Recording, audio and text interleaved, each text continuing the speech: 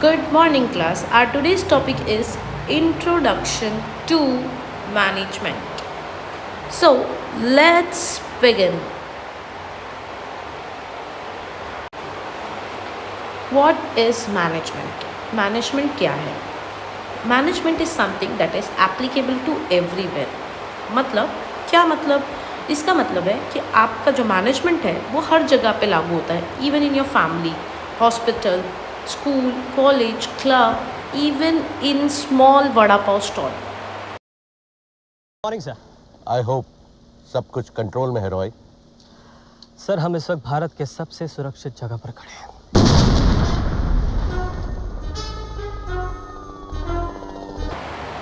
ये मैनेजमेंट क्या है? Now, if I give you an example, like you also currently as a student, you are also doing management. Like you are managing your study timetable, school lectures, coaching classes, personal time, health. You are managing each and everything. तो management जो है सिर्फ business और organisations में ही नहीं, but management हर जगह applicable है.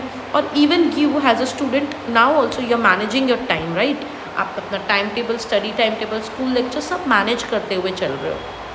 सो I can say management का मतलब है handling responsibilities in an organized way, यानी कोई भी काम को सही ढंग से और अच्छी तरीके से करने को हम मैनेजमेंट कहते हैं. लाइक ओके, तो यहाँ पे ये तो एक बहुत छोटा एग्जांपल हो गया फैमिली में. यही मैनेजमेंट आपको ऑर्गेनाइजेशन के अंदर भी यूटिलाइज होगा.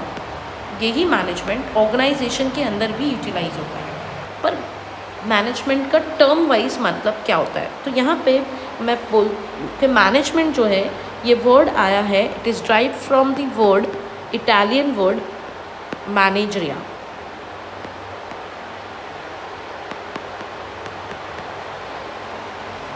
सो दिस वर्ड मीन्स, इसका मतलब होता है हैंडल करना. इसका मतलब होता है हैंडल करना, टू हैंडल. पूरे वर्ड मैनूस का मतलब है हैंड, ओके. वहीं पे एजियर का मतलब होता है टू एक्ट. तो मिला के मैनेजरिया का मतलब होता है टू हैंडल, और मैनेजमेंट का मतलब भी वही होता है कि भाई चीज़ों को संभालना, चीज़ों को हैंडल करना in an organized way, okay, in an organized way. तो अब ज़रा हम इसके डेफिनेशंस के ऊपर चलते हैं. तो यहाँ पे हम कुल मिला के दो ही सीखने वाले हैं डेफिनेशंस, एंड सबसे इजी वाला मैंने उठाया है और सबसे इम्पॉर्टेंट वाला उठाया है. तो सबसे इजी वाला तो ये है जो कि मैरी पार्कर ने दिया है. तो there are total four definitions in your book. So I will be picking any one, like मतलब सबके सेम है लिखने का तरीका. आप कोई भी एक या कोई भी दो आप याद कर सकते हो. तो सबसे इजी वाला ही याद करेंगे हम. तो भाई ये है मैरी पार्कर का, वो है मैनेजमेंट जो है. उन्होंने कहा कि मैनेजमेंट जो है एक आर्ट है और साथ साथ एक साइंस है. मैनेजमेंट एक आर्ट है और एक साइंस है किसी और से काम करवाने का. मतलब मैनेजमेंट हम बात कर रहे हैं अब क्या अपने घर की? नहीं, हम बात कर रहे हैं ऑर्गेनाइजेशन की. हम ऑर्गेनाइजेशन की बात कर रहे हैं, और ऑर्गेनाइजेशन में मैनेजर का काम क्या होता है? मैनेजर का काम होता है अपने टीम मेंबर्स से काम करवा के लेने का. तो मैनेजर जो है उसको चाहिए स्किल्स, और इन्हीं स्किल्स को हमने नाम दे दिया आर्ट, ठीक है. और वो एक सिस्टमैटिक वे में अपना काम करवा के लेता है, इसीलिए मैनेजमेंट को हमने साइंस भी कहा. तो मैनेजमेंट जो है मैनेजर से बनता है, और मैनेजर का काम होता है दूसरों से काम करवा के लेने का. इसीलिए मैरी पार्कर जी ने अपने डेफिनेशन में कहा कि मैनेजमेंट जो है it's an art as well as science to get work done from others, ठीक है, दूसरों से काम करवा के लेने की निंजा टेक्निक. उसके अलावा हमारे पास एक और डेफिनेशन है जिसमें मैंने लिखा है कि मैनेजमेंट जो है वो क्या है? एक प्रोसेस है जिसमें हम सबसे पहले प्लानिंग करते हैं, ऑर्गेनाइज करते हैं सामान को, स्टाफिंग करते हैं, उसके बाद डायरेक्टिंग होती है, and then we do controlling.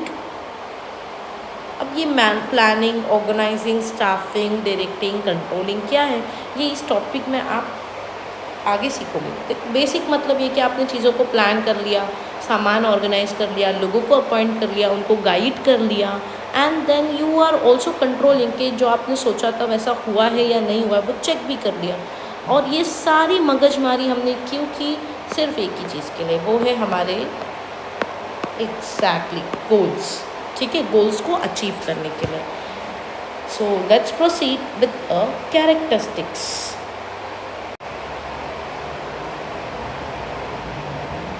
तो हमारा सबसे पहला कैरेक्टरिस्टिक्स यानी फीचर्स है गोल ओरिएंटेड। जैसा कि मैंने अभी आपसे कहा कि हम मैनेजमेंट की ये माथापच्ची कर ही रहे हैं ताकि हम गोल ओरिएंटेड रहे, यानी हमारा मकसद हमें पाना है, मकसद ही लक्ष्य हमें अपना पाना है, इसीलिए हम मैनेजमेंट की सारे प्रिंसिपल्स को अपनाते हैं और उसे लगाते हैं और लोगों से काम निकलवाते हैं, ठीक है। ये एक इंटेंजिबल है। दूसरा फीचर हमारा इंटेंजिबल, यानी इंटेंजिबल मतलब जो दिखाई नहीं देता है। ऑफ कोर्स मैनेजमेंट एक एक्टिविटी है, कोई सामान नहीं है जिसे आप छू सको, ठीक है, तो ये एक इंटेंजिबल चीज़ है जो दिखाई नहीं देती है। इट्स जस्ट एन एक्ट, कोई काम जो एक एक्टिविटी है जो आप कर रहे हो, ठीक है। ये डायनामिक होता है नेचर में। डायनामिक से क्या मतलब है? डायनामिक का मतलब होता है जो बदलता रहता है, ये स्टैटिक नहीं रहता है। It is not static, not static, it is not static. Not static का मतलब ये बदलता रहता है सिचुएशन वाइज। आपकी मतलब बोल सकते हो कि जो भाई 2011 में जो मैनेजमेंट था, फॉलो हो रहा था, वही मैनेजमेंट वही तरीक़ों से आज की डेट में हम मैनेजमेंट कर सकते हैं क्या? Of course no. चीज़ें बदल गई है, एनवायरनमेंट बदल गया, काम करने वाले लोग बदल गए, उनका नेचर बदल गया। इतने बदलाव में हम पुराने घिसे पीटे टेक्निक्स को कैसे यूज़ करेंगे? तो 2026 में हम न्यू टेक्निक्स का यूज़ करेंगे। तो इट इज़ डायनामिक, जिससे टाइम और एनवायरनमेंट में चेंजेस होती है, मैनेजमेंट के प्रिंसिपल्स और मैनेजमेंट के तरीक़ों में भी चेंजेस होती है। So management is a group activity. Group activity से क्या मतलब है कि भाई ऑफ कोर्स अभी मैंने कहा कि मैनेजमेंट में हम दूसरों से काम करवा रहे हैं, तो दूसरे होने भी तो चाहिए काम करवाने के लिए। मैनेजर अकेला ही खाली बैठा रहेगा क्या? मैनेजर अकेला थोड़ी रहेगा।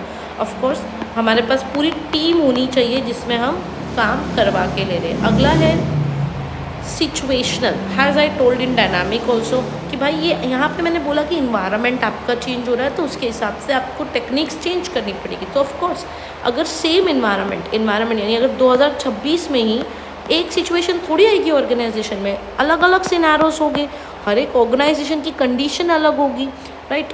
तो ऐसा थोड़ी है कि मैं ये हार्ड एंड फास्ट कोई प्रिंसिपल है। अभी प्रिंसिपल्स आप पढ़ोगे नेक्स्ट ईयर, 14 प्रिंसिपल है फियोल के, और मॉडर्न प्रिंसिपल्स भी बहुत सारे प्रिंसिपल्स हैं।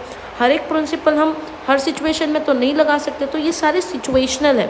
अगर कोई सिनेरियो ऐसा बनता है तभी आप इन प्रिंसिपल्स को अप्लाई कर सकते हो, राइट। तो मैनेजमेंट एप्लीकेबल तो है, लेकिन आपको सिचुएशन देख के उसको अप्लाई करना पड़ता है। ऐसा ही नहीं कि आपने एवे ही कुछ भी लगा दिया हो, ठीक है।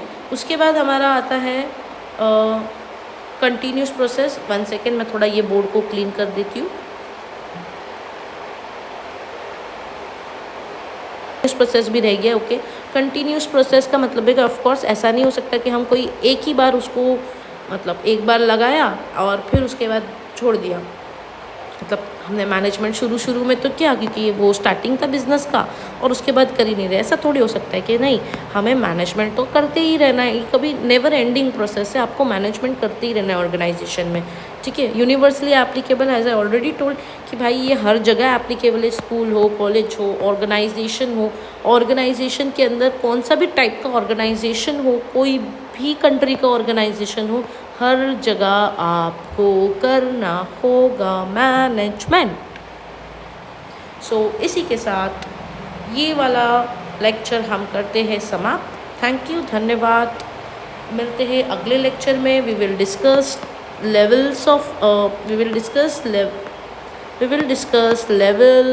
of management there in our next lecture. So part 2 के लिए वेट कीजिएगा। नेक्स्ट में हमने पढ़ना है levels of management. Thank you, धन्यवाद। अभी के लिए जा सकते हैं, बाय बाय।